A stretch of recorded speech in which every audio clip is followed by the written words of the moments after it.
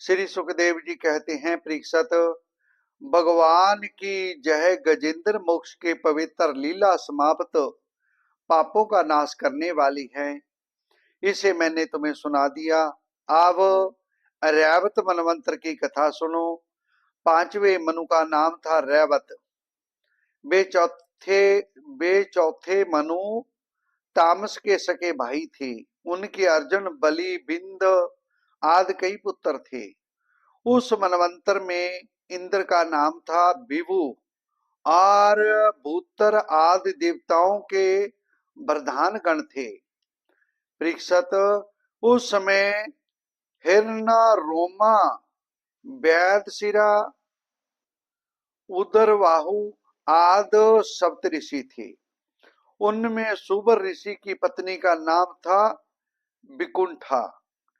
उन्हीं के गर्भ से वैकुंठ नामक श्रेष्ठ देवताओं के साथ अपने अंश से सभी भगवान ने वैकुंठ नामक अवतार धारण किया था।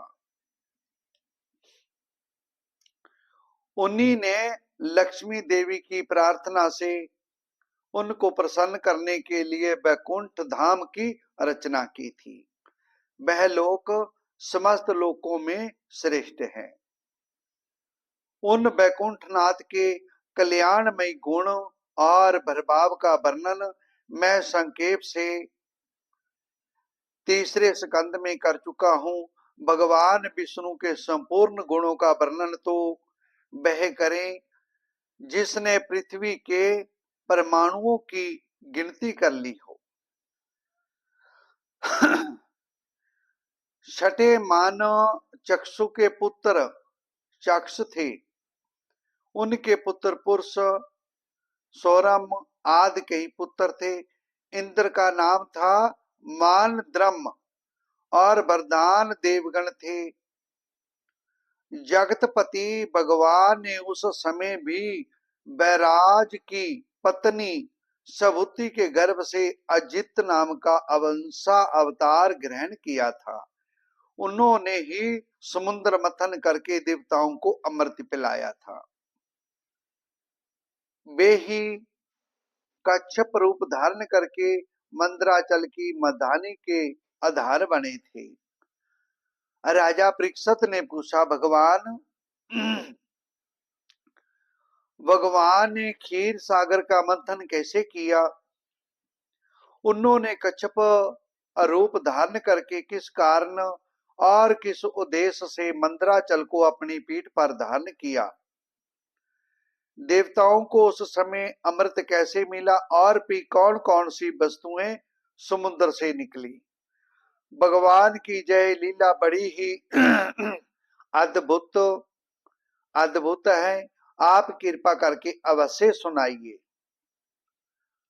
आप भक्त वत्सल भगवान की महिमा का ज्यों ज्यों वर्णन करते हैं, त्यों त्यों ही मेरा हृदय उसको और भी सुनने के लिए उत्सुक होता जा रहा है।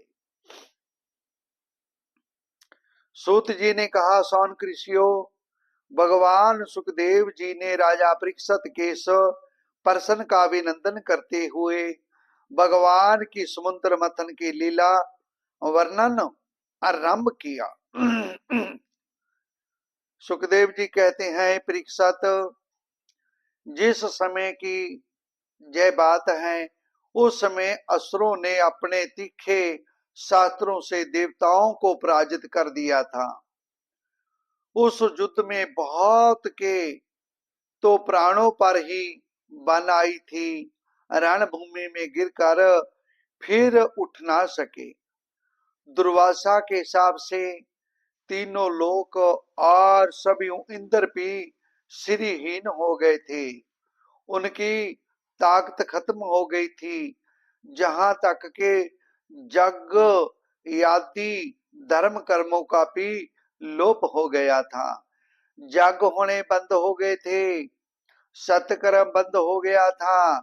असुरों ने मांस मदिरा का सेवन करना शुरू कर दिया था और देवताओं के यज्ञ भ्रष्ट कर दिए थे। तब वे सब के सब सुमेरु के शिखर पर स्थित ब्रह्मा जी की सभा में गए।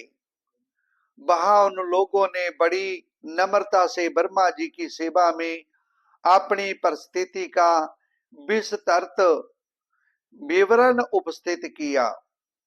ब्रह्मा जी ने सभी देखा कि इंद्र वायु आदि देवता श्रीहीन शक्तिहीन हो गए हैं।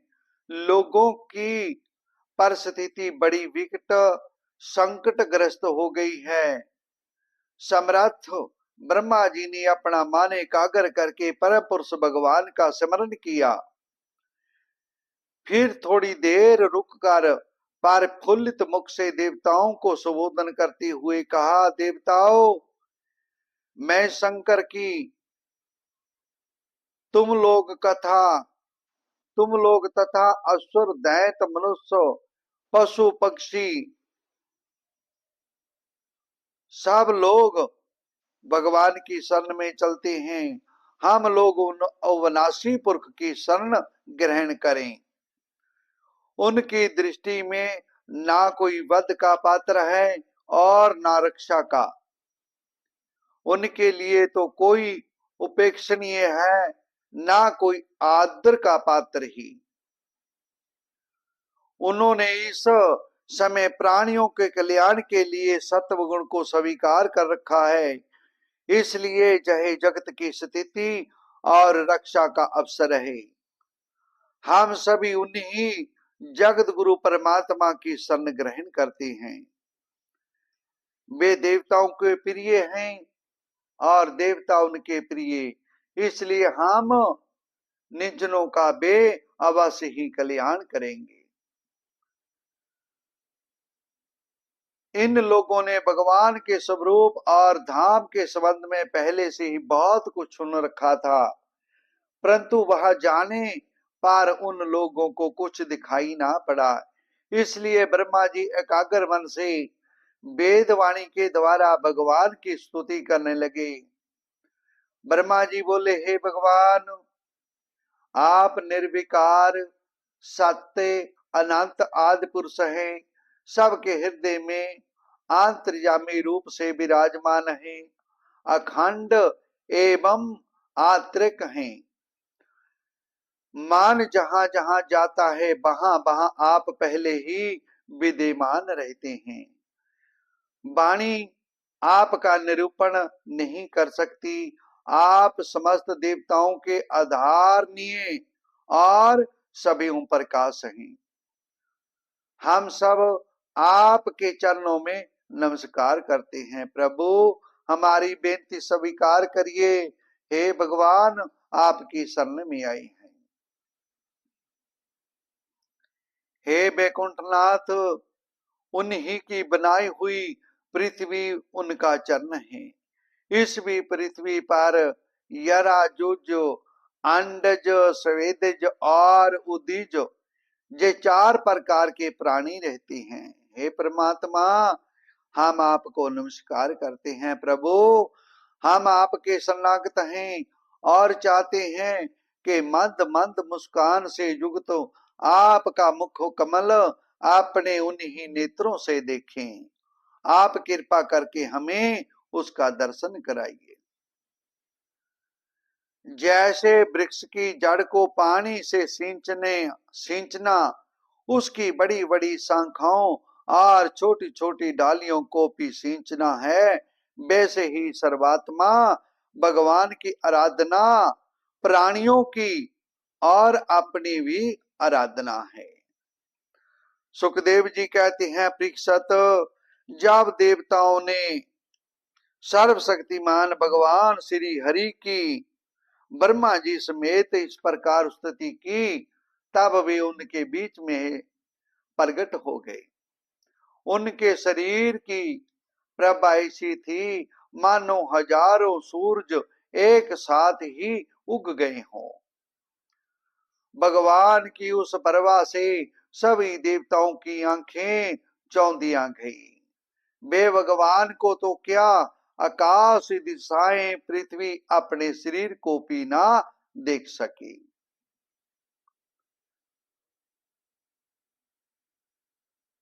ब्रह्मा जी ने कहा, जो जन्म तिथि और प्रलय से कोई संबंध नहीं रखते, वे प्राकृतिक गुणों से रहित एवं मोक्ष रूप भगवान परमानंद के महान समृद्ध हैं, जो सूक्ष्म से भी सूक्ष्म है, जिनका स्वरूप अनंत है। पुरुषोत्तम अपना कल्याण चाहने वाले साधक वेदोक्तों का एवं पंचत्रात्रोतक विधि से आपके इसी स्वरूप की उपासना करते हैं। आप में ही पहले जय जगत लीन था, मध्य में भी आप में ही स्थित है और अंत में भी होगा। आप सभीयों कार्य काल से परे परम स्वतंत्र हैं। आप ही इस जगत के आदि अनंत हैं। हे प्रभु, हम आपकी शरण आए हैं। सुखदेव जी कहते हैं, ब्रह्मा जी आदि देवताओं ने इस प्रकार स्तुति करके सारी इंद्रियां रोक ली और सब बड़ी सावधानी के साथ हाथ जोड़कर खड़े हो गए, उनकी स्तुति करते रहे। उसी प्रकार उनके हृदय की बात जानकर भगवान मेघ के समान गंभीर वाणी से बोले, परीक्षित, समस्त देवताओं के तथा जगत के एकमात्र स्वामी भगवान अकेले ही उनका सब कार्य करने में समर्थ थे। फिर समुद्र मथन आदि लीलाओं के द्वारा विहार करने की इच्छा से देवताओं को संबोधित करके इस प्रकार कहने लगे, देवताओं, ब्रह्मा शंकर और देवताओं, तुम लोग सावधान होकर मेरी सलाह सुनो। तुम्हारे कल्याण का यही उपाय है। इस समय असुरों पर काल की कृपा है, इसलिए जब तक तुम्हारे युद्ध और उन्नति का समय नहीं आता, तब तक तुम दैत्य और दानवों के पास जाकर उनसे संधि कर लो। देवताओं, कोई बड़ा कार्य करना हो तो शत्रुओं से भी मेल मिलाप कर लेना चाहिए। यह बात अवश्य है कि काम बढ़ जाने पर उनके साथ सांप और चूहे वाला बर्ताव कर सकते हैं।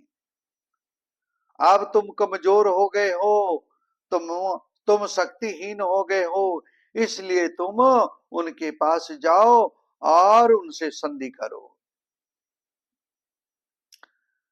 दैत्यों को पहले क्षीर सागर में सब प्रकार के घास, तिनके, लताएं और औषधियां डाल दो।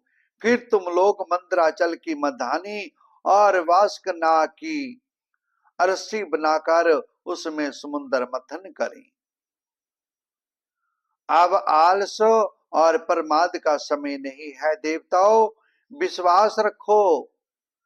दैत्यों को तो मिलेगा केवल श्रम और क्लेश, परंतु फल मिलेगा तुम्ही लोगों को। देवताओं, असुर लोग तुमसे जो जो चाहें सब स्वीकार कर लो, जो कहें सब मान लो। सुखदेव जी कहते हैं, परीक्षित, देवताओं को यह आदेश देकर पुरुषोत्तम भगवान उनके बीच में ही अंतर्ध्यान हो गए।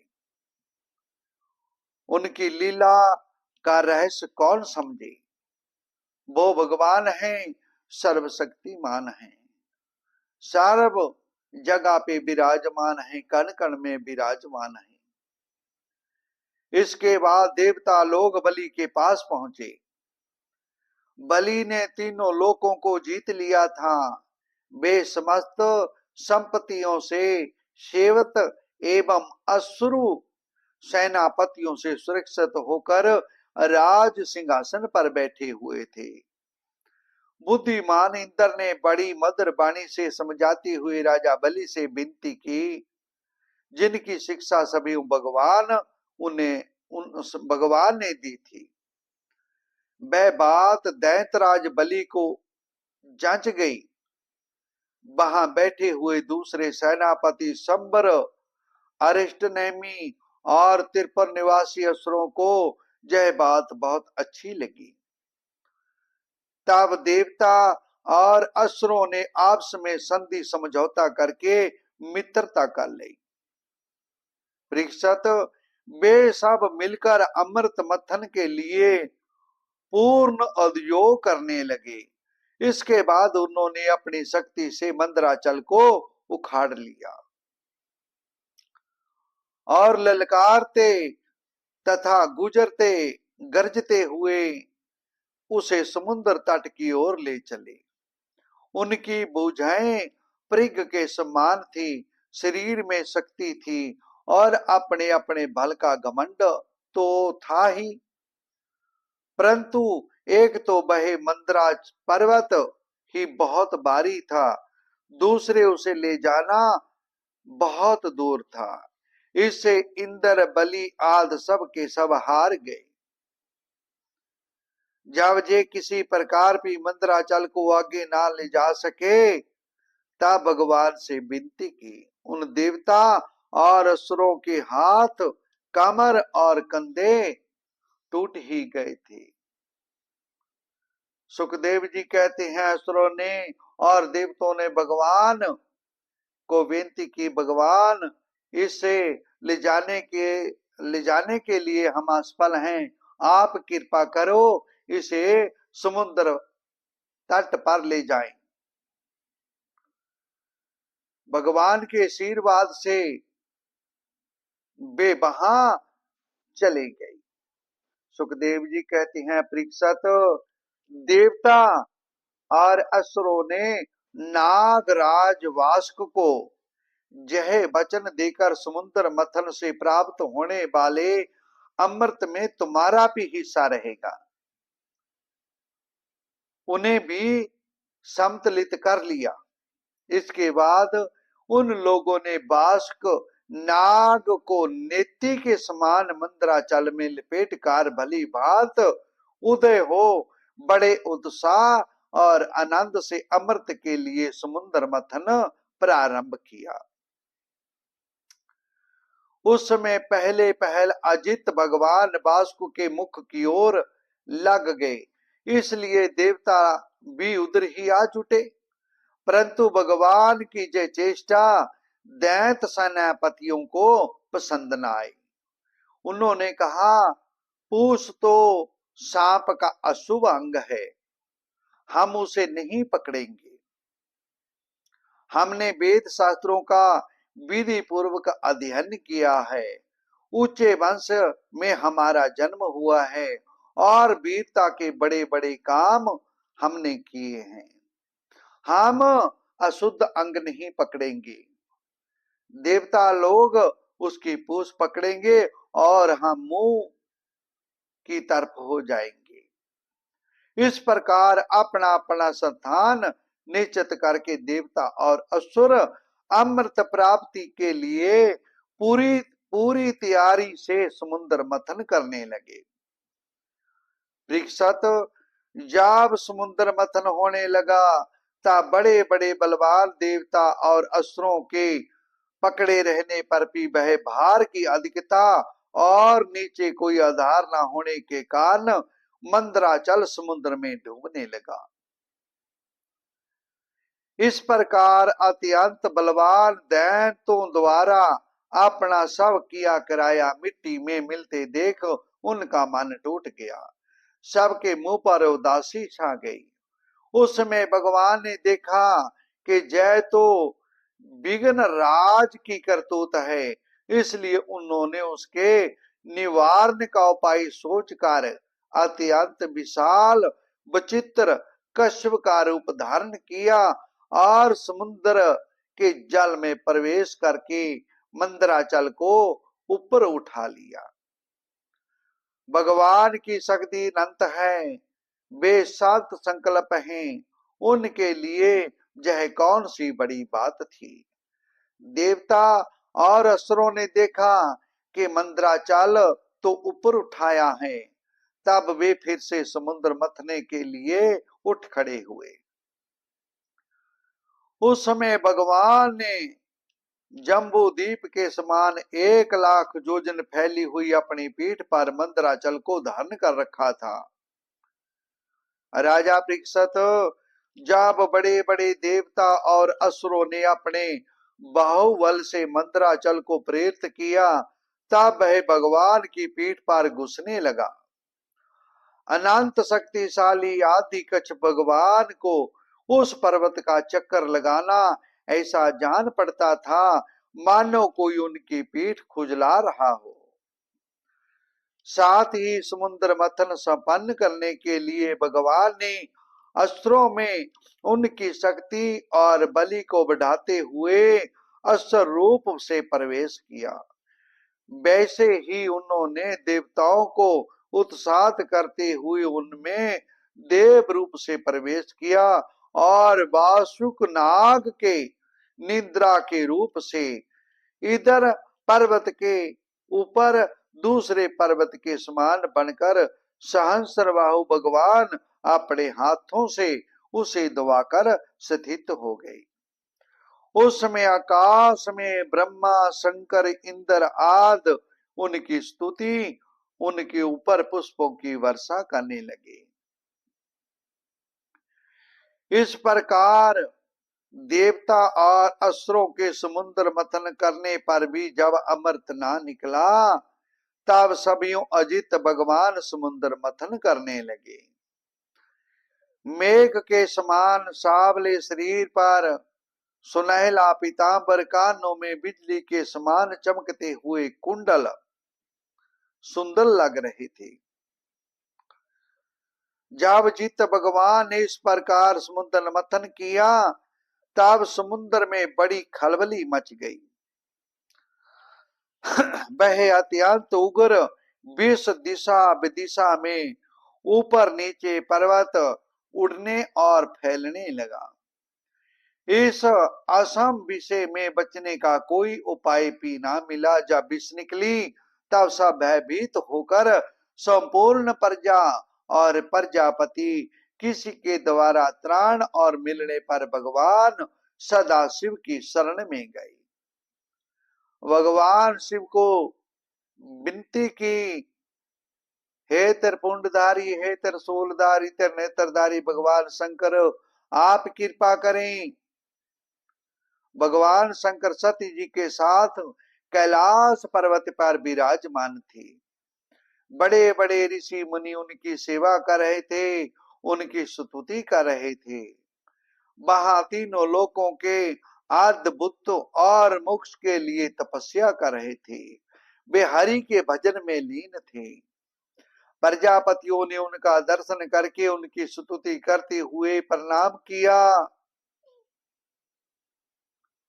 देवताओं ने, आराध्य देव महादेव, आप समस्त प्राणियों के आत्मा, उनके जीवन दाता हैं, हम लोग आपकी शरण में आए हैं। समस्त वेद आपसे प्रकट हुए हैं, इसलिए आप समस्त ज्ञानियों के मूल स्तोत्र शाश्वत सिद्ध ज्ञान है। आप ही जगत के आदि कारण महतत्व और त्रिविध हंकार हैं। आप ही प्राण, इंद्रिय, पंच महाभूत, आप सभी प्राणियों की वृद्धि और ह्रास करने वाले काल हैं। हे महाकाल, ऐसा वेदवादी महात्मा आपको कहते हैं। सर्वदेव, आप कृपा करें।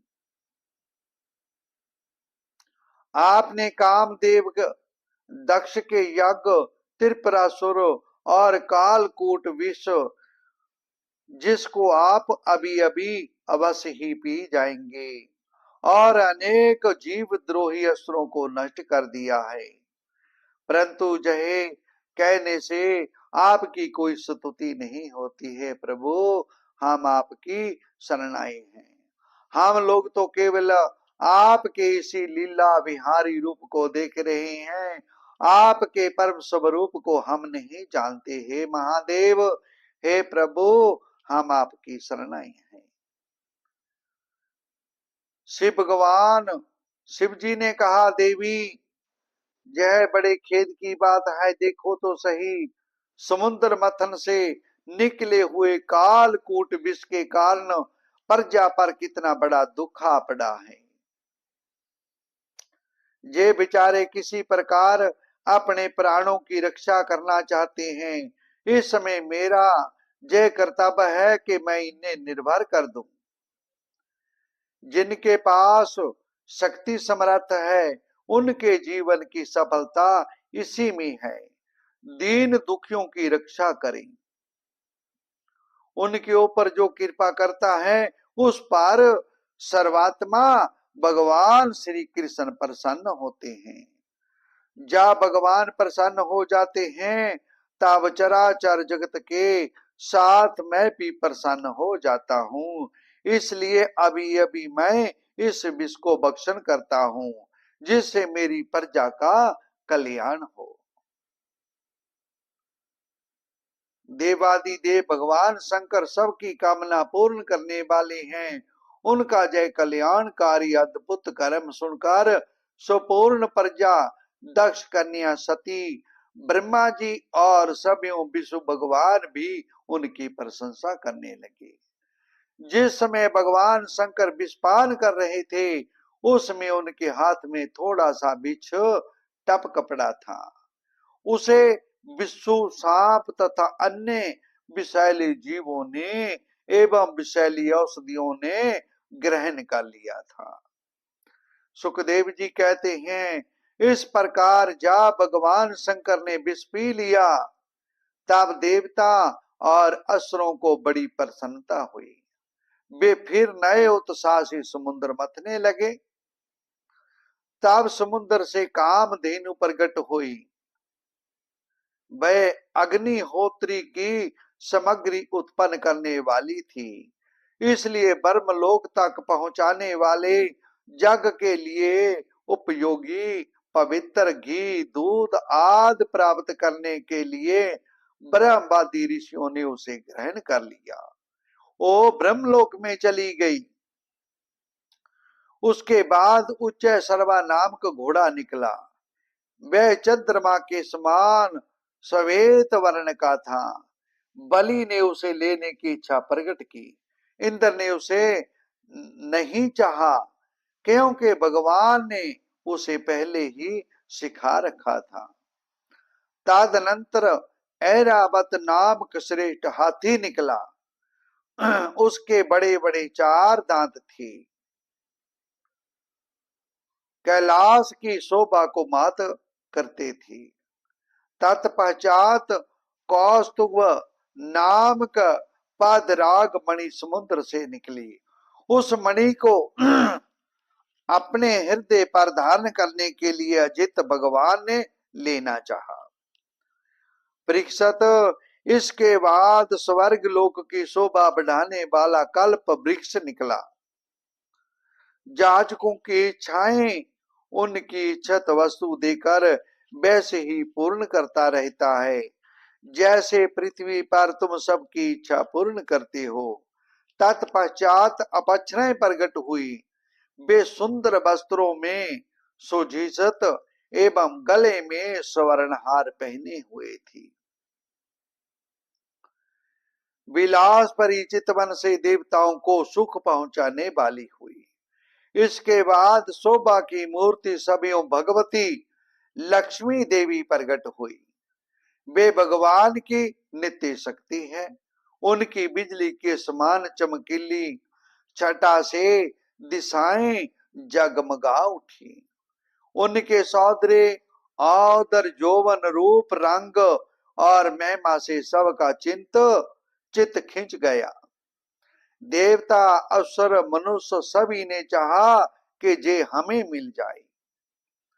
सभी इंद्र अपने हाथों उनके बैठने के लिए बड़ा विचित्र आसन ले आए। श्रेष्ठ नदियों मूर्तिमान होकर उनके अभिषेक के लिए सोने के घड़ों में भर भर कर पवित्र जल ला दिया।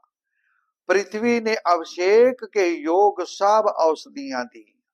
गौओं ने पंचगव्य और बसंत श्रुतों ने चैत्र वैशाख में होने वाले सब फूल फल उपस्थित कर दिए।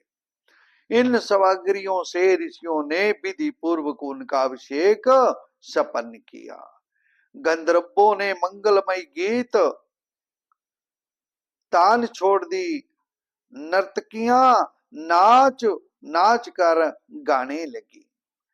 बादल समेत और नगारे बजाने लगे। इसके बाद लक्ष्मी जी ब्राह्मणों के और ऋषियों के सब सत्यान पाठ कर चुकने पर अपने हाथों में कमल की माला लेकर उसे सर्वगुणमयी सपन्न पुरुष के गले में डालने चली।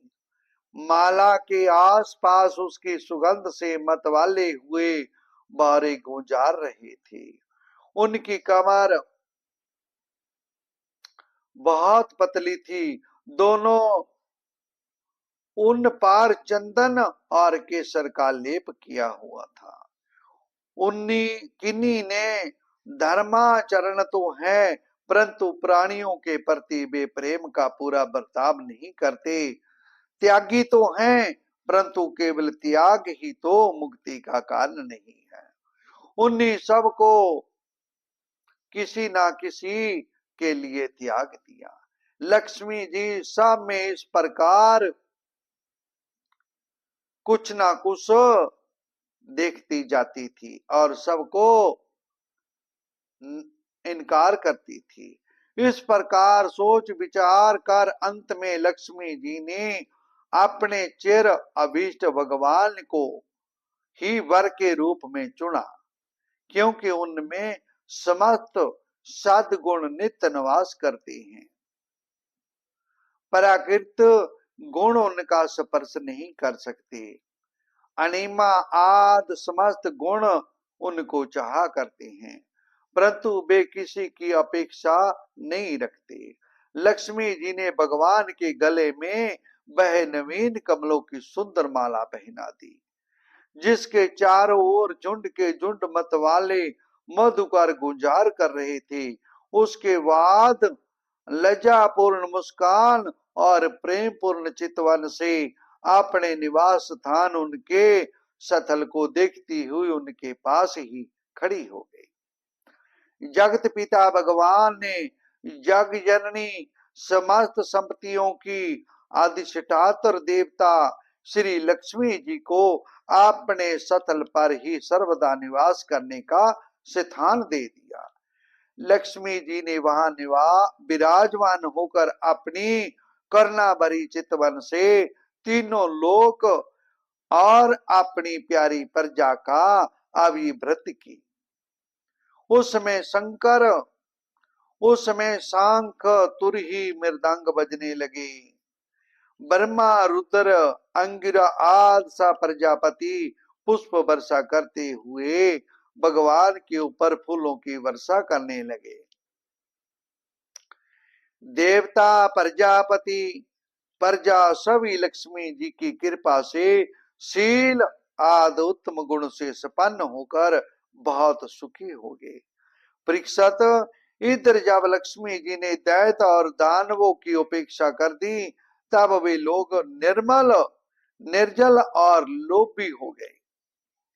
इसके बाद समुद्र मंथन करने पर कमल नयनी कन्या के रूप में बरनी देवी प्रकट हुई। भगवान की अनुमति से दैत्यों ने उसे ले लिया। तदनंतर महाराज देवता और असुरों ने अमृत की इच्छा से जब और भी समुद्र मंथन किया, तब उसमें से एक अत्यंत अलौकिक पुरुष प्रकट हुआ।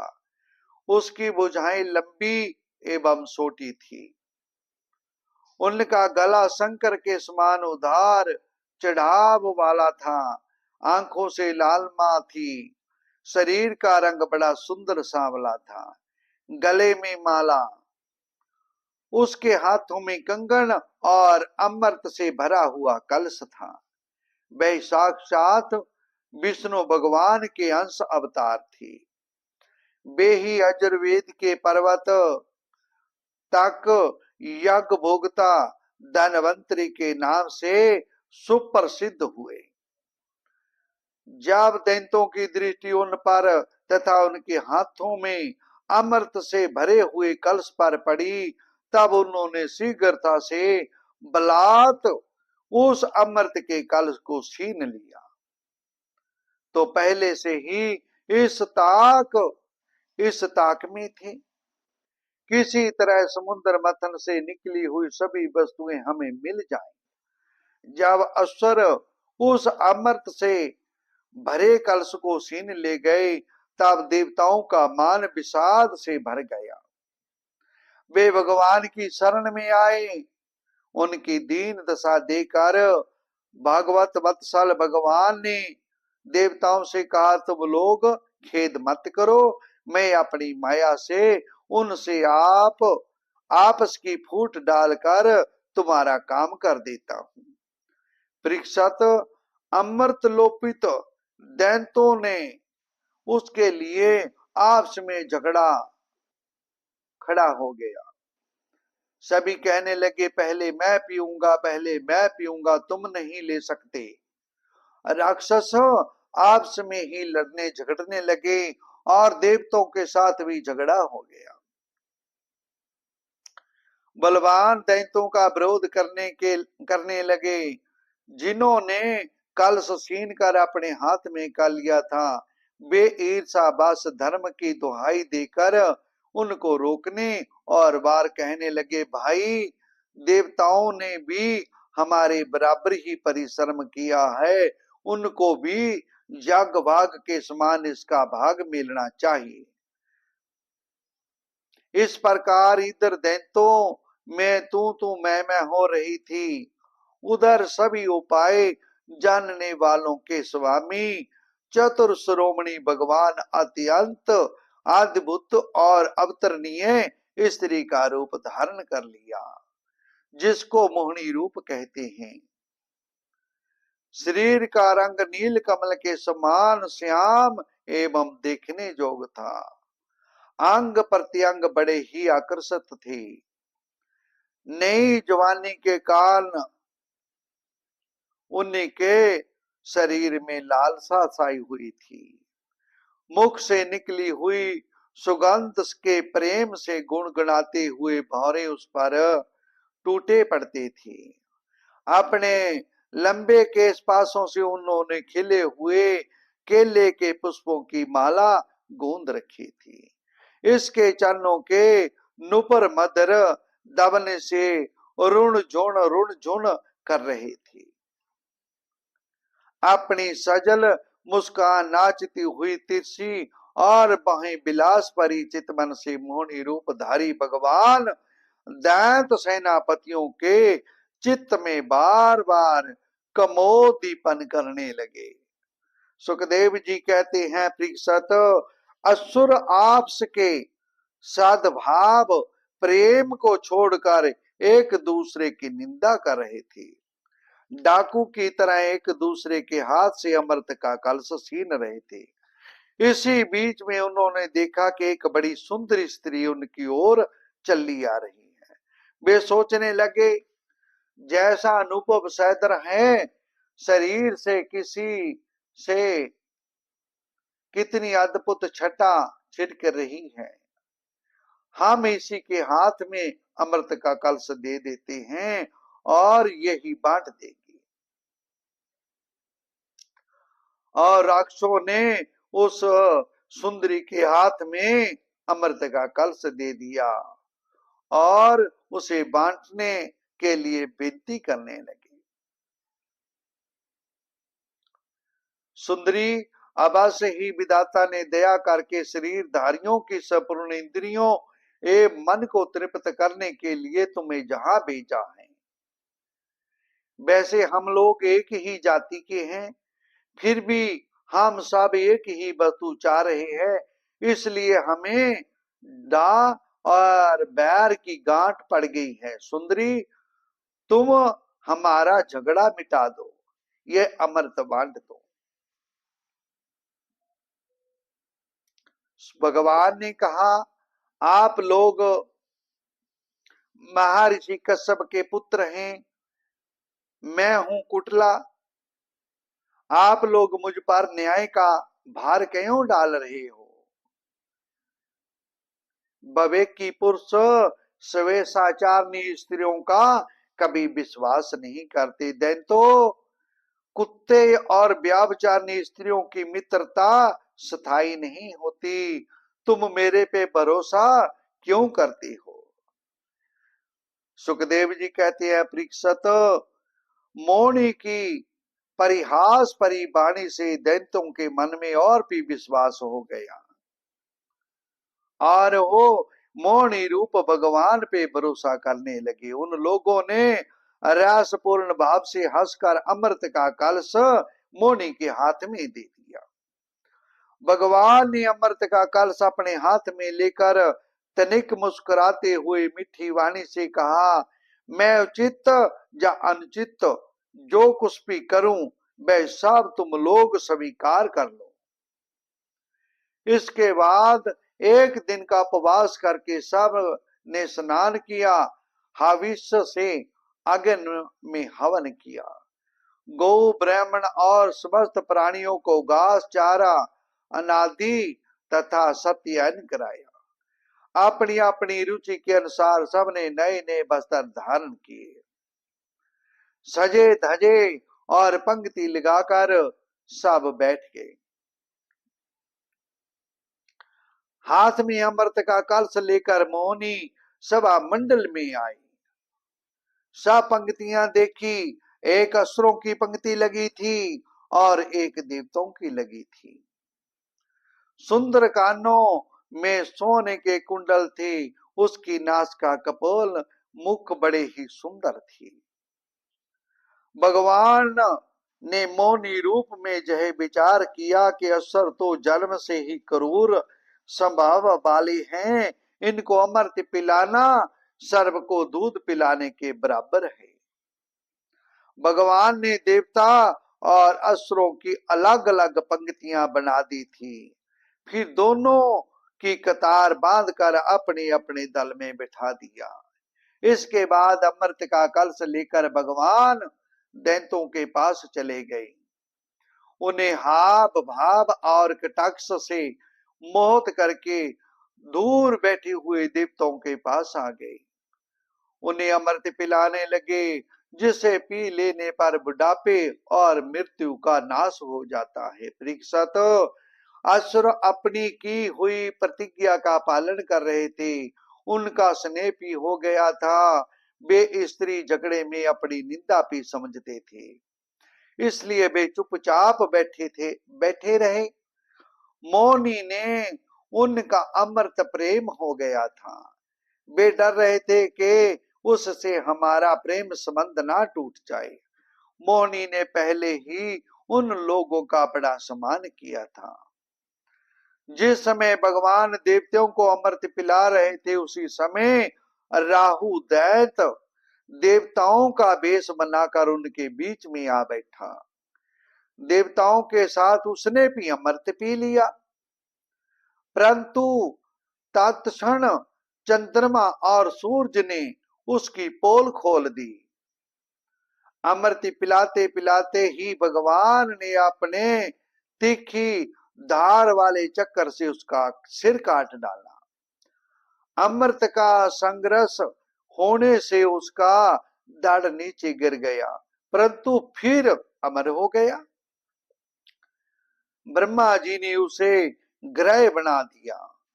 वही राहु पर्वत के समान पर्व के दिन पूर्णिमा और अमावस्या को बैर भाव से बदला लेने के लिए चंद्रमा तथा सूर्य पर आक्रमण किया करता है, उसे हम ग्रहण कहते हैं।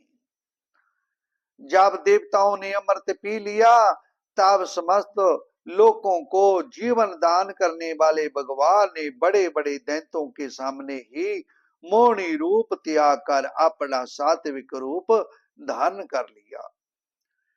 परीक्षित, देखो, देवता और दैत्य दोनों ही एक समय, एक संतान पर, एक प्रयोजन तथा एक वस्तु के लिए एक विचार से एक ही कर्म किया था, परंतु फल में बड़ा भेद हो गया।